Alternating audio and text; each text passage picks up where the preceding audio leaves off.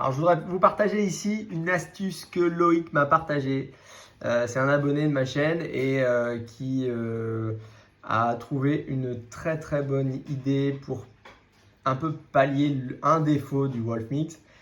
J'ai fait plusieurs vidéos où j'ai présenté ce petit LUT gun qui est un petit effet très sympathique qui fonctionne en DMX mais qui du coup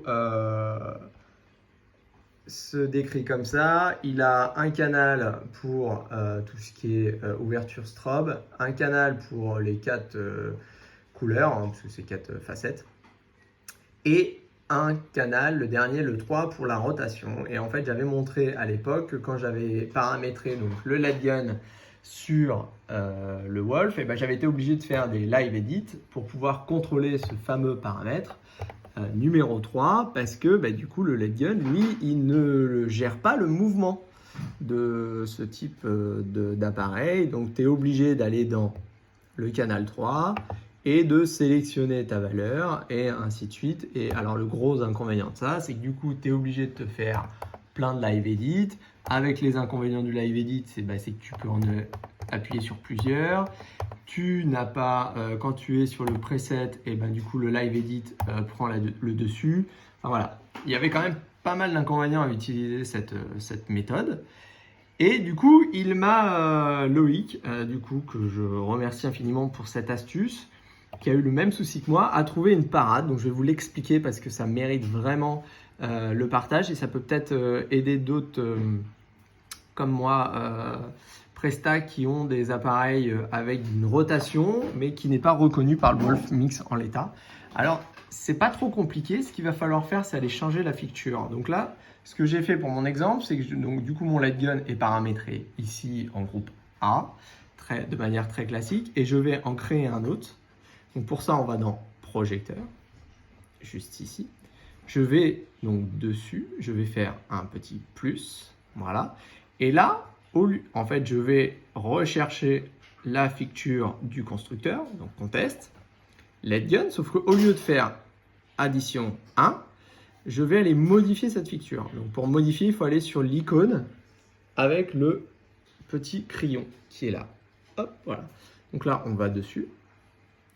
Et là, la magie opère, c'est que, en fait, la valeur DMX numéro 3, en fait, lui, il l'a mis en autre parce qu'il ne sait pas le gérer, il ne sait pas le profil ne sait pas le gérer. Donc, nous, on va forcer ça, on va aller sur le point d'interrogation, on va lui dire non, non, mon coco, maintenant, cette valeur-là, tu l'utilises comme un pan.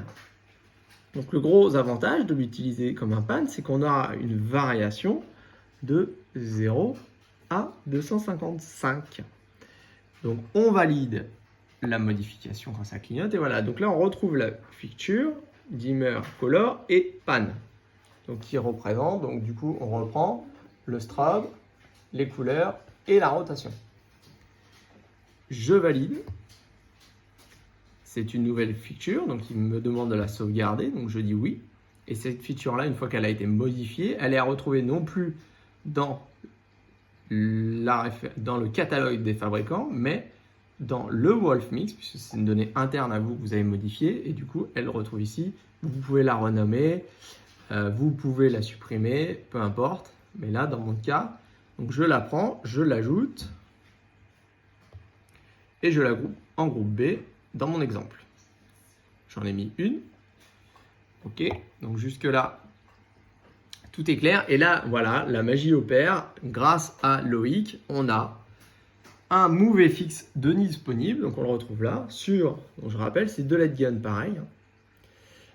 Sauf que ça, en A, c'est le LED gun d'origine, et en B, c'est le LED gun modifié. Donc maintenant, le MoveFX peut prendre en compte une modification du pan. En modifiant les valeurs, vous allez réussir à attraper certaines valeurs qui vous intéressent, à savoir une rotation douce ou une rotation rapide à gauche ou à droite. Et pour vous faire l'exemple, comme quoi ça fonctionne, on va aller, donc là je n'ai pas activé le MoveFX, je vais dans les DMX valeurs, on voit bien, donc on a 1, 2, 3, 4, 5, 6, donc nous, c'est notre numéro 6, on voit bien qu'il ne bouge pas. Si j'active le MoveFX,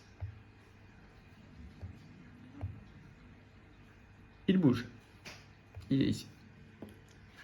Voilà. Donc ça, c'est vraiment une astuce, pour moi, je trouve révolutionnaire, puisqu'elle va permettre de pallier à une lacune du Wolfmix. Et ça, c'est vraiment top, parce que le fait qu'ils aient, peut-être pas fait exprès, mais qu'ils nous aient laissé la possibilité de modifier le profil, et ben, ça permet à nous de nous sortir de certaines situations, comme quand tu achètes du matériel qui n'est pas référencé, où tu peux créer le profil, etc., etc. Donc voilà, une fois de plus, rien qu'avec la machine, sans passer par un ordinateur, j'ai pu modifier très rapidement ma profil et du coup faire bouger mon moteur, ma rotation. Alors vous allez me dire, ouais ok c'est bien ton astuce, sauf que moi par exemple, en groupe A, j'ai des lyres que je veux faire bouger en 8 parce que c'est quand même plus sympa. Je veux pas juste qu'elle fasse un pas de tilt, bah, du coup ça me sert à rien puisque ma rotation elle va pas tourner. Et ben là ce qu'on va faire, c'est que je vous réponds à ça, oui vous avez raison, mais on peut utiliser du coup une autre astuce. Alors on va le faire. On va additionner en fait avec la deuxième astuce qui m'avait été là aussi apprise par un de mes abonnés, c'est d'utiliser le MoveFX qu'on va paramétrer ici. Donc plutôt que en cliquant dessus sur le pad, vous voyez sur cette valeur là 100% ou feature, on va pouvoir choisir un mouvement sur le pad qu'on retrouve ici, d'accord? Donc on le met sur le pad avec une vitesse peu importe, avec le fader pareil là aussi, il faut un petit peu fouiller. Et donc du coup en faisant ça, si je mets mon BeamFX en route, donc le même exemple, DMX valeur, je retrouve une valeur sur ma rotation. Alors là oui, ça va peut-être un peu vite, donc du coup tac, on va peut-être hop, un petit peu moins vite. Après, il faut tester avec l'appareil sur place, en fonction des sensibilités des moteurs. Hop, j'ai bougé. Tac, tac, tac. Donc là, ça va bouger d'un côté, ça va s'arrêter, ça va bouger de l'autre. Et ainsi de suite. Voilà. Donc après, ça peut être une astuce. Moi, je trouve très utile pour éviter le live edit, qui est très contraignant dans ce cas-là. Au moins, grâce à ça, je peux faire un MoveFX ou un BeamFX sur ma machine. Mon moteur tourne. Je peux l'enregistrer comme preset. Tac, tac, preset 1. Et voilà.